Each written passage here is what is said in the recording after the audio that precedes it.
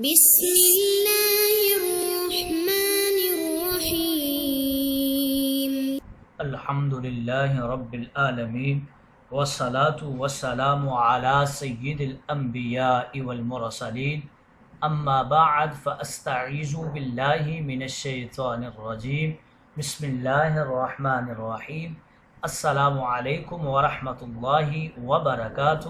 عزیز طلبہ کرام، امید کرتا ہوں احباب خیر سے ہوں گے۔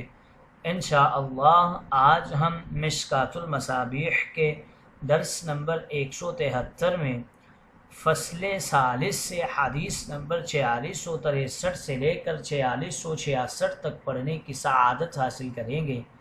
آج کے درس میں ان احادیث مقدسہ کا ترجمہ ہوگا اور ساتھ ساتھ ان احادیث مبارکہ کی توضیح و تشریح کرنے کی سعادت حاصل کریں گے۔ تو آئیے طلبہ کرام بلا تاخیر بڑھتے ہیں اپنے آج کے درس کی طرف۔ بسم اللہ الرحمن الرحیم۔ حضرت اسماء بنت یزید رضی اللہ تعالی عنہا راویہ ہیں۔ وعن اسماء بنت یزید قالت مر علینا رسول اللہ صلی اللہ علیہ وسلم فی نسوۃ فسلم علینا، رواہ ابو داود و ابن ماجہ والدارمی۔ حضرت اسماء بنت یزید کہتی ہیں کہ رسول کریم صلی اللہ علیہ وسلم ہم عورتوں کے پاس سے گزرے، جب کہ ہم کچھ عورتیں ساتھ بیٹھی ہوئی تھیں تو آپ نے ہمیں سلام کیا۔ یہ ابو داود، ابن ماجہ اور دارمی کی روایت ہے۔ اگلی حدیث مقدسہ کی طرف بڑھتے ہیں۔ حضرت طفیل بن ابی بن کعب رضی اللہ تعالی عنہ راوی ہیں۔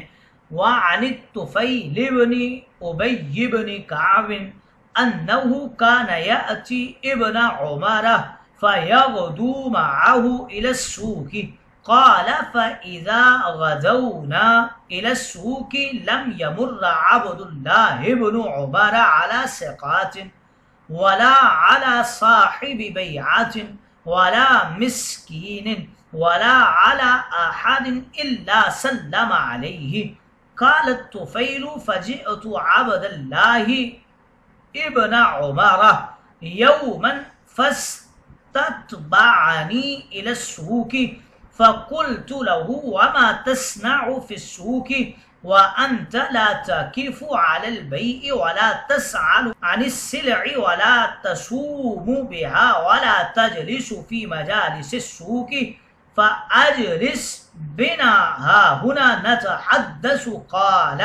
فقال لي عبد الله بن عمر يا أبا بطن، قال وكان الطفيل ذا بطن انما نغدو من اجل السلام نسلم على من لقيناه، رواہ مالک والبیہقی فی شعب الایمان۔ حضرت طفیل ابن ابی بن کعب راوی ہیں، کہتے ہیں کہ وہ حضرت عبداللہ ابن عمر کی خدمت میں حاضر ہوتے تھے اور پھر صبح کے وقت ان کے ساتھ بازار بھی جایا کرتے تھے۔ حضرت طفیل کہتے ہیں کہ جب ہم صبح کے وقت بازار میں جاتے تو حضرت عبداللہ بن عمر جس سکاتی، جس بیچنے والے، جس مسکین اور جس شخص کے پاس سے گزرتے تو اس کو سلام کرتے۔ حضرت طفیل کہتے ہیں کہ ایک دن میں حضرت عبداللہ بن عمر کے پاس آیا اور وہ مجھ کو اپنے ہمراہ بازار لے جانے لگے، تو میں نے ان سے کہا کہ آپ بازار جا کر کیا کریں گے؟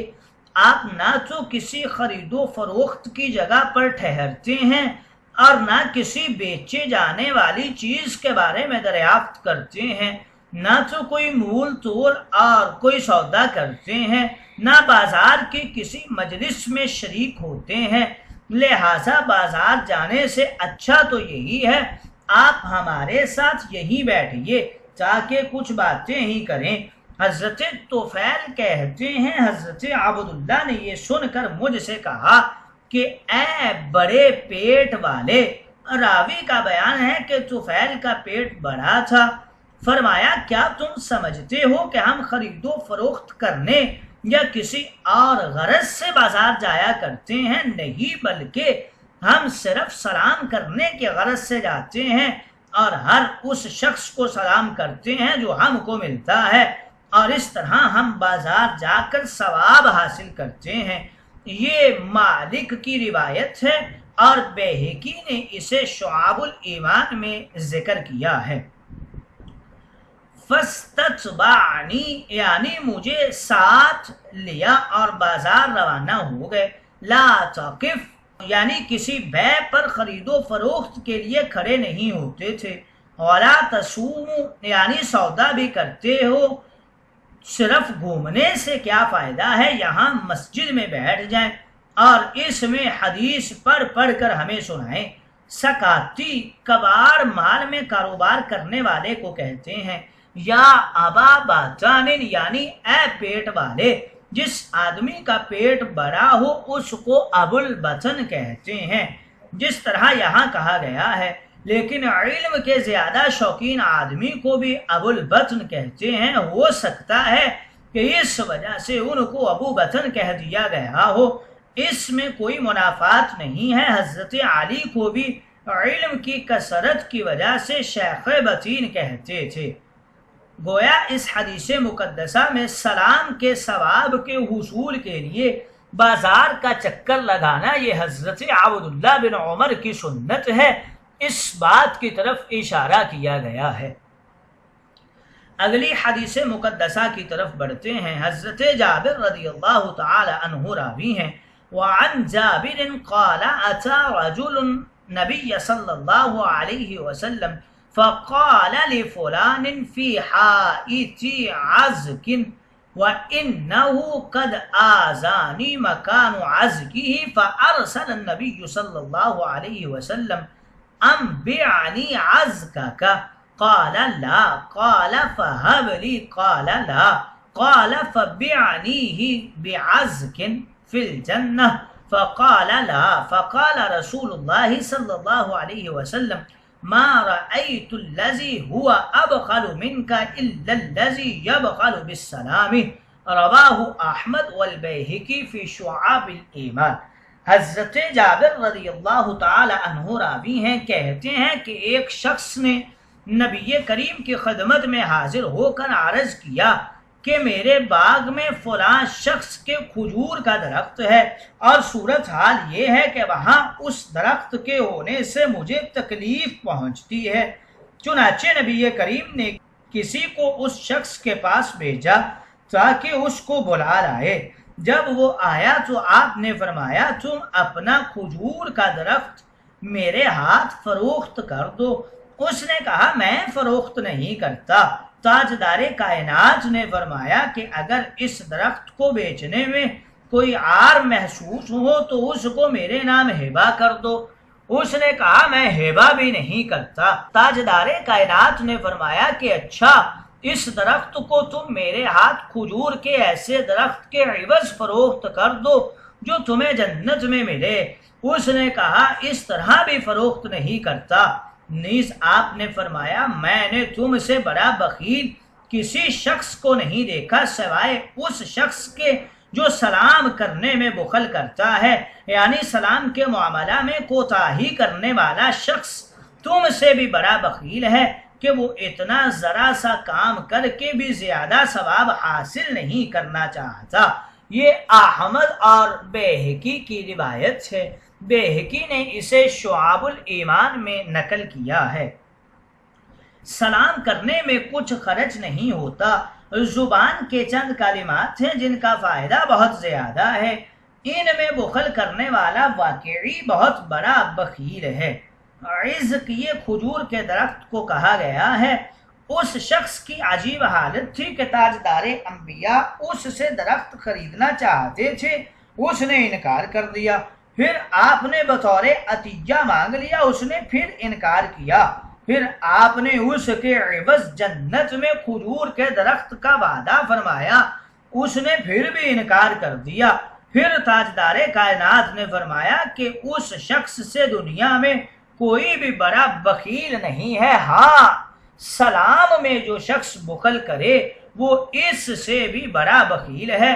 اس شخص کی طبیعت میں سختی تھی، راجع یہ ہے کہ مسلمان تھا۔ بس گویا اس حدیث مقدسہ میں اس بات کی طرف اشارہ کیا گیا ہے کہ سلام میں بخل کرنے والا اسلام میں سب سے بڑا بخیل ہے۔ اگلی حدیث مقدسہ کی طرف بڑھتے ہیں۔ حضرت عبداللہ رضی اللہ تعالی عنہ وہ نبی کریم سے روایت کرتے ہیں، وعن عبداللہ عن النبی صلی اللہ علیہ وسلم قال البادئ بالسلام بریء من الکبار، رواہ البیہقی فی شعب الایمان۔ حضرت عبداللہ بن مسعود رضی اللہ تعالی عنہ راوی ہیں، نبی کریم سے روایت کرتے ہیں، کہتے ہیں تاجدار انبیاء نے فرمایا سلام میں پہل کرنے والا تکبر سے پاک ہے۔ یہ بیہقی کی روایت ہے، بیہقی نے اسے شعب الایمان میں ذکر کیا ہے۔ البادئ یا تو راستے میں دو ساتھیوں کے ملنے پر جو آدمی سلام میں پہل کرتا ہے، بادی سے وہ مراد ہے کہ اس میں کوئی تکبر نہیں ہوتا، یا اس سے مراد ایسے دو شخص ہیں جو ایک دوسرے سے ناراض ہوں اور ملاقات پر ایک نے سلام میں پہل کیا اور باتوں کو کھول دیا تو اس کے سارے گناہ بھی معاف ہو جاتے ہیں اور یہ تکبر سے بھی خالی ہے۔ لیکن یاد رہے کہ پہلا مفہوم زیادہ بہتر اور عام ہے۔ گویا اس حدیث مقدسہ میں اس بات کی طرف اشارہ کیا گیا ہے کہ سلام میں پہل کرنے والا تکبر سے پاک رہتا ہے، اس میں تکبر نہیں پایا جاتا۔ گویا وہ اپنے ساتھی کو بغیر کسی عار اور شرمندگی محسوس کرنے کی بجائے سلام کرنے میں پہل کرتا ہے اور تکبر اور ریاکاری سے پاک باز رہتا ہے۔